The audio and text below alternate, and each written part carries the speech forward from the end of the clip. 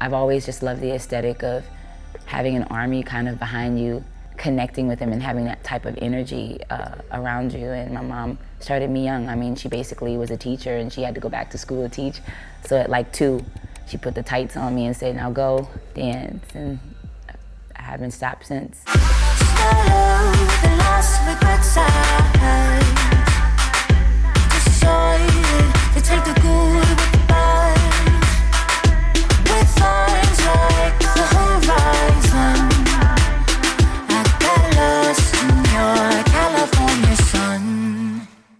I want to create an energy for people to escape to. I would love the fans to leave and feel like they maybe sweat a bit too much, they danced a little bit too much, and they felt healed.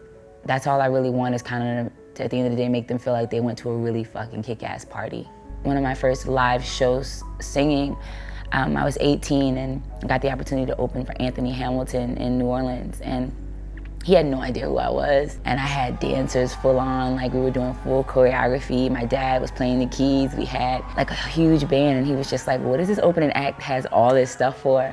And I think that was the first time I fell in love with performing in that way. Like I knew that I loved to dance and I knew that I loved to sing, but I didn't understand the addiction of connecting with people until that moment.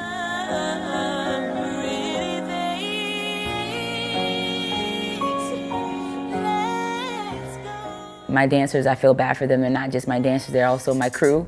So like we have to lug around like a 40-pound case of equipment, and then I have to sit down and build it. So we have to get to sound check pretty early. Once we get the triangle up, then we go over rehearsal for the choreography parts of the show. So how much of it is for performance? I wish way more, but the whole process takes about 5 hours to get really set up correctly. And I think there's maybe like 20 minutes of art to practice on the art.